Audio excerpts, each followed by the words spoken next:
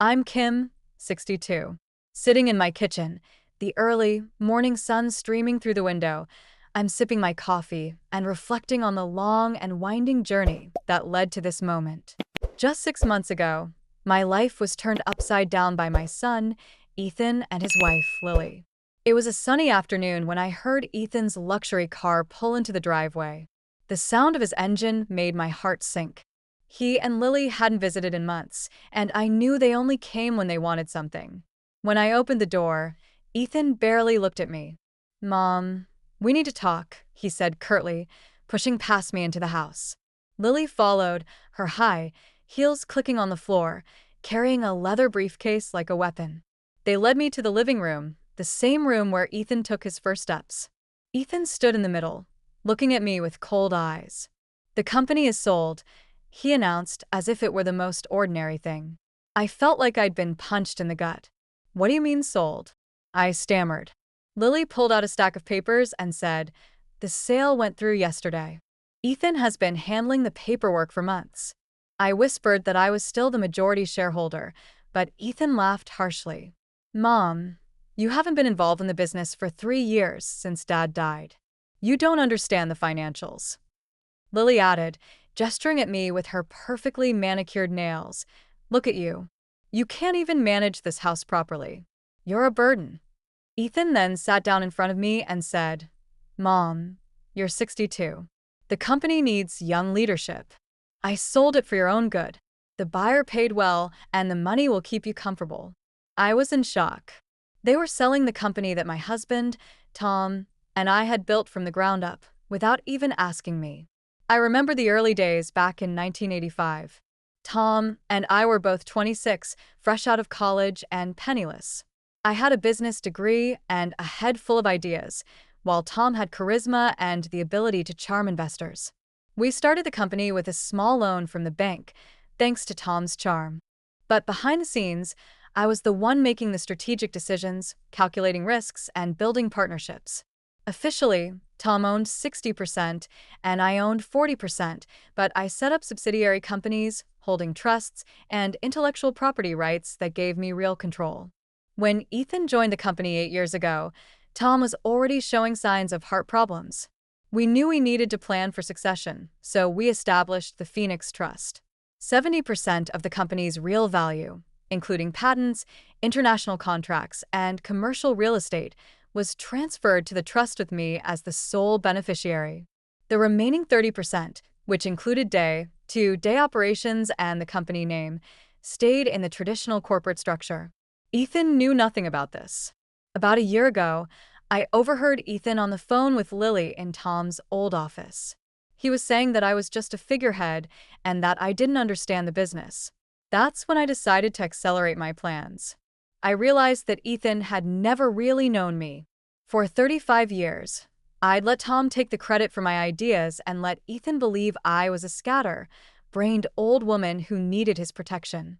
After Ethan and Lily left that day, I called my long-time friend and attorney, Jack. He arrived within the hour, not at all surprised. "I knew he'd do it," he said. I told him that Ethan had called me a burden. Jack shook his head and said he was sorry. We reviewed our plans. We'd been preparing for this for 3 years, ever since Tom's funeral when Ethan suggested I simplify my business responsibilities.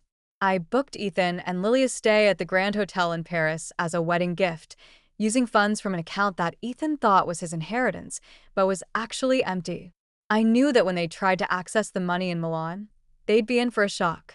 Sure enough, at 2:47 a.m., my phone started ringing. It was Ethan, panicked. "Mom, there's a problem with the bank accounts. The money from the sale isn't there." I calmly sipped my tea and said, "That's strange.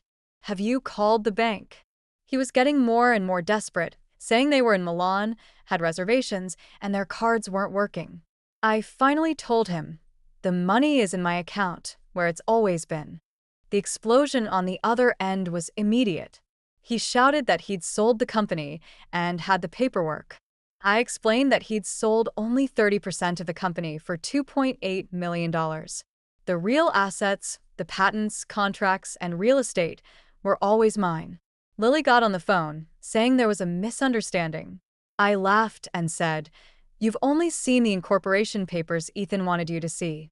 You never bothered to look at the Phoenix Trust documents." Ethan was in a rage, threatening to sue me. I asked him with what money and which lawyers, considering he was stranded in a hotel lobby in Milan without access to funds. He then asked how long I'd known. I told him 3 years, since after Tom's funeral. He was in disbelief, realizing that he'd been so arrogant and short-sighted. Lily was panicking, saying they'd be thrown out of the hotel. I told Ethan to figure out how to get home on his own, to experience what independence was like. A few days later, Ethan called and said they were coming home. He'd called Uncle Mark, Tom's jealous brother, to wire them money for plane tickets. He also said he was going to fight the trust legally. I told him that legal challenges to properly executed trusts rarely succeed, especially with 30 years of documentation. When they arrived at my house, Ethan looked a mess. His suit was wrinkled, and his hair was disheveled. Lily looked even worse. Ethan announced he'd brought a lawyer and was going to contest the trust. I pulled out a folder with documents and showed him his father's will and the amendment acknowledging that the most valuable assets were mine. I also played recordings of Ethan talking to Lily about how easy it would be to manipulate me and his conversation with Tom, where Tom defended me and said I was the strategic mind behind the company. Lily was horrified, realizing that Ethan had lied to her. She left him, saying she was filing for divorce. Ethan was left with nowhere to go. He came back to me, asking for a place to stay.